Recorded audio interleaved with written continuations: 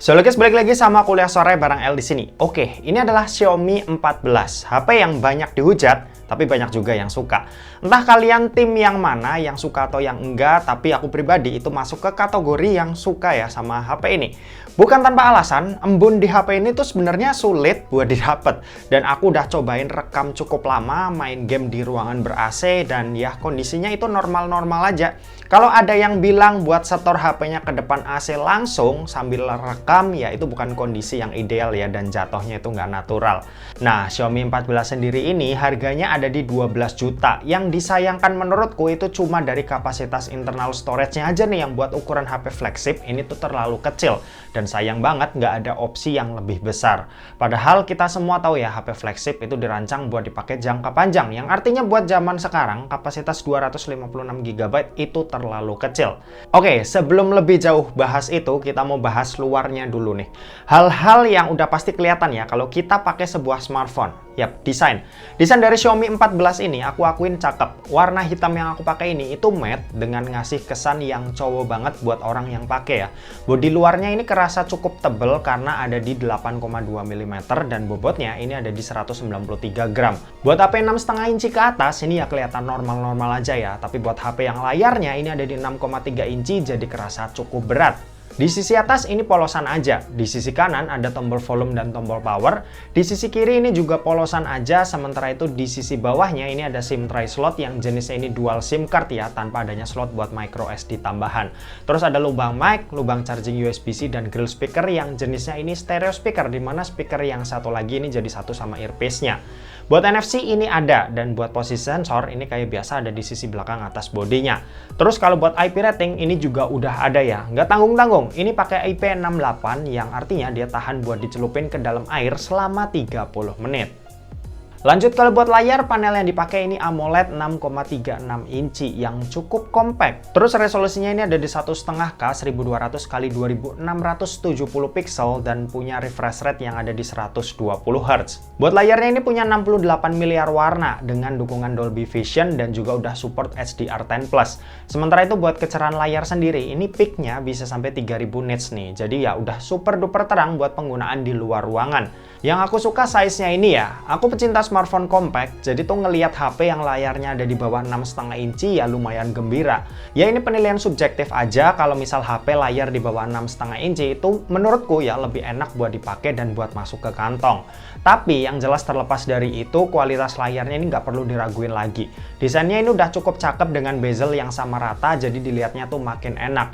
Overall sih aku ya suka banget ya sama layar dari Xiaomi 14 ini. Desainnya cakep, kualitas oke. Oh ya, sama dia punya fingerprint under display yang jenisnya ini optical. Jadi speed bacanya udah kencang dan nyaman banget nih buat dipakai sehari-hari. Next, kalau buat performa Xiaomi 14 ini itu dibekali dengan chipset Snapdragon 8 Gen 3 yang punya fabrikasi 4 nanometer. Ini chipset yang super powerful, ditambah RAM-nya ini juga gede di 12 GB yang buat multitasking itu makin menyenangkan. Buat dipakai harian ya udah nggak perlu ditanya lagi lah ya. Ini HP tuh udah super nyaman dan kencang banget nih buat jalanin apps apapun, ya ini juga sikat aja. Paling nih HP kalau nggak dipakein case kerasa lumayan cepet panas ya, apalagi kalau dipakai rekam video resolusi tinggi lebih dari 5 menit, dan dipakai main game ini juga kerasa cukup lebih cepat panas. Tapi untungnya panasnya ini tuh nggak ngaruh ke performanya ketika dia dihajar main game. Mobile Legends ini bisa rata kanan, settingannya ini ultra 120 fps bisa didapat dengan santai di game ini tanpa adanya kendala sama sekali pas aku coba berkali-kali buat ngerank. Di war-war gede ini juga aman ya, nggak ada lag ataupun stutter sama sekali, jadi ya overall buat pemain ML ini udah enak banget lah buat main di sini. Lanjut kalau buat PUBG Mobile, settingannya ini juga udah kebuka semua, mulai dari smooth 90 fps atau Extreme Plus, terus HDR-nya bisa Extreme dan sampai Ultra HDR, frame rate Ultra ini juga udah kebuka. Mau main game di settingan apapun ya ini udah jalan sesuai dengan frame rate yang dipilih ya, jadi ya udah mantep banget. Buat Zero ini juga hardware, jadinya pengalaman mainnya ini juga makin mantap. Kalau buat Genshin Impact, ini aku coba dulu di settingan lowestnya buat sekalian ngetes baterainya. Di settingan ini aman banget ya buat dapetin 60 fps baik saat jalan-jalan santai atau saat battle. Kalau di highestnya ini mirip-mirip ada di kisaran 58 fps-an lah. Tapi overall good ya, karena aku nggak ngerasain stutter yang mengganggu sama sekali pas pakai di settingan highest di Genshin Impact ini. Cakep! Buat baterai ini kapasitasnya 4610 mAh. Kapasitas yang terasa lebih kecil ya ketimbang smartphone biasa yang ada di 5000 mAh. Buat dipakai nonton YouTube selama 1 jam, baterainya ini berkurang sebanyak 5%. Main sosmed scrollingan reel selama 1 jam, baterainya berkurang sebanyak 7%. Dan buat main Genshin Impact di settingan lowest selama 1 jam, baterainya ini berkurang sebanyak 22%. Sebenarnya buat aktivitas biasa ini tergolong normal ya. Cuma pas digeber buat main game baru kerasa borosnya. Karena aku sendiri ngalamin, aku tuh main game di smartphone ini dan ya kalau dibandingin sama smartphone lain, smartphone ini kelihatan sedikit lebih boros. Sementara itu buat kecepatan ngecas ini ada di 90 watt. Buat isi dayanya dari 0 sampai full ini butuh waktu 45 menit. Oh ya, kalian harus aktifin dulu ya boost charging speednya biar speed maksimal bisa didapat di sini. Kalau mau HP kalian lebih awet dan nggak cepet panas ya nggak usah dinyalain karena ini udah termasuk kencang. Kalau buat sistem operasi Xiaomi 14 ini itu pakai HyperOS 1.0.5 dan ini adalah HyperOS versi pertama mereka yang pakai basis Android versi 14. Aku sendiri belum ngulik jauh ya tentang HyperOS ini, tapi yang aku rasain ya HyperOS mirip-mirip aja ternyata sama MIUI. Oke, dan terakhir kita mau bahas soal kameranya. Jadi buat kamera Xiaomi 14 ini dibekali dengan setup triple kamera. Ada kamera utama yang punya resolusi 50 megapiksel ber-OIS, terus ada kamera ultrawide 50 megapiksel juga, dan kamera tele 3,2 kali yang punya resolusi 50 megapiksel juga ber-OIS. Sementara itu buat kamera di bagian depan ini resolusinya 32 megapiksel.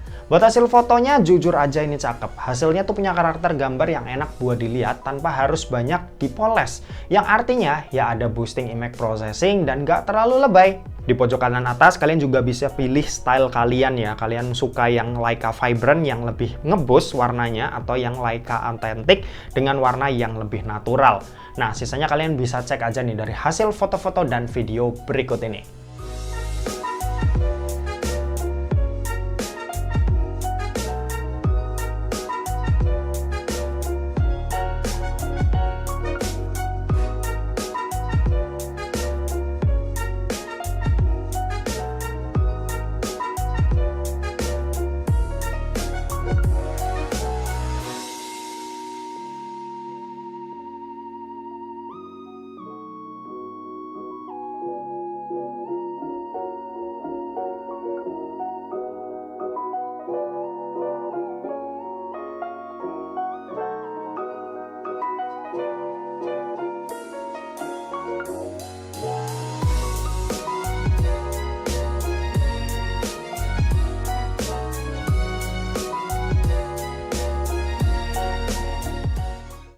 Oke, ini Xiaomi 14 perekaman videonya di resolusi Full HD 30 fps.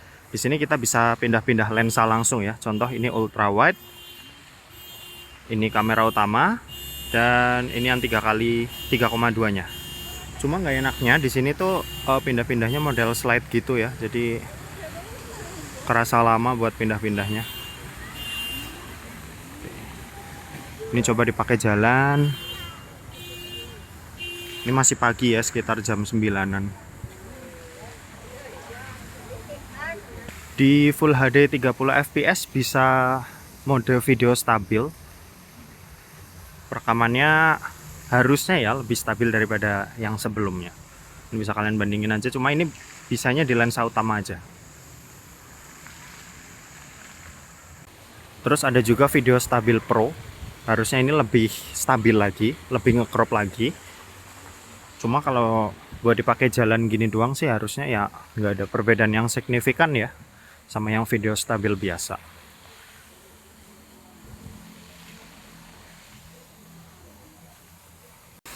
Di Full HD 30 fps ada HDR video juga. Hasilnya kayak gini. Oke, ini balik ke lensa utama, kita coba ke yang 3,2-nya. Nah, seperti ini.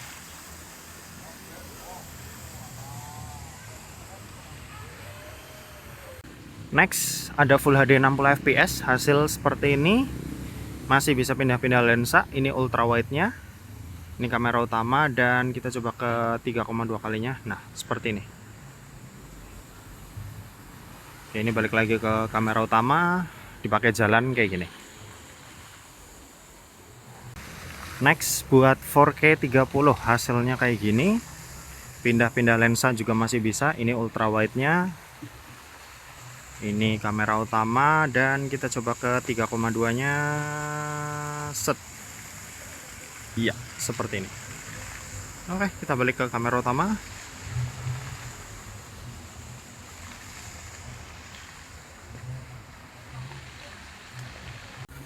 Ini 4K 60 fps. Di sini kita nggak bisa pindah-pindah lensa ya. Ini zoomnya digital. Ini kamera utama 4K 60. Nah, ini ultra wide-nya. Jadi kalau mau ke ultra wide ya perekaman harus dimatiin dulu. Hasilnya kayak gini. Nah, kalau ini buat yang 3,2 kalinya. Seperti ini hasilnya. Zoom mentoknya coba ya. Sampai 9,6 kali. Nanggung banget. Kenapa nggak 10 kali ya?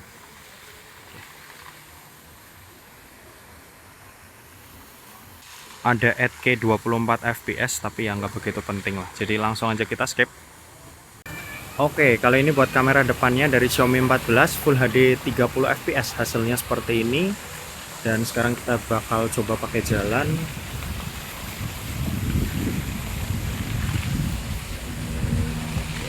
Kalau backlight seperti ini. Oh, langitnya ternyata dibuat putih ya. Cuma muka masih oke, jadi masih kelihatan.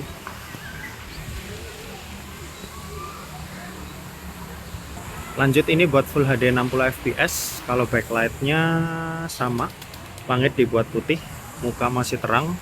Kalau dipakai jalan kayak gini.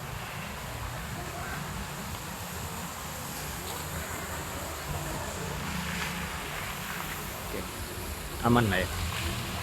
Next 4K 30 fps. Kalau backlight ya kurang lebih sama, dan kalau dipakai jalan kayak gini.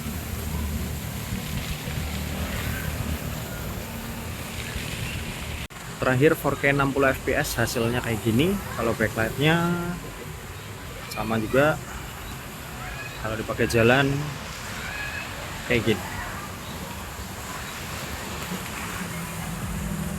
Oke, kesimpulannya, meskipun banyak yang hujat-hujat masalah kamera ngembun, ya aku tetap bilang Xiaomi 14 ini adalah HP yang bagus ya.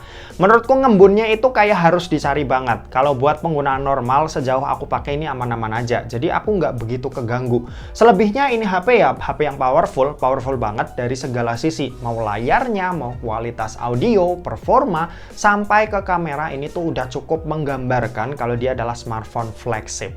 Dan oke, mungkin segitu aja buat video kali ini. Terima kasih buat yang udah nonton video ini. Jangan lupa buat like, komen, dan share juga ke teman-teman kalian supaya teman-teman kalian mendapatkan informasi yang bermanfaat dari kuliah sore. Oke, terima kasih buat yang udah nonton video ini sampai habis dan sampai jumpa di kuliah selanjutnya. Bye-bye.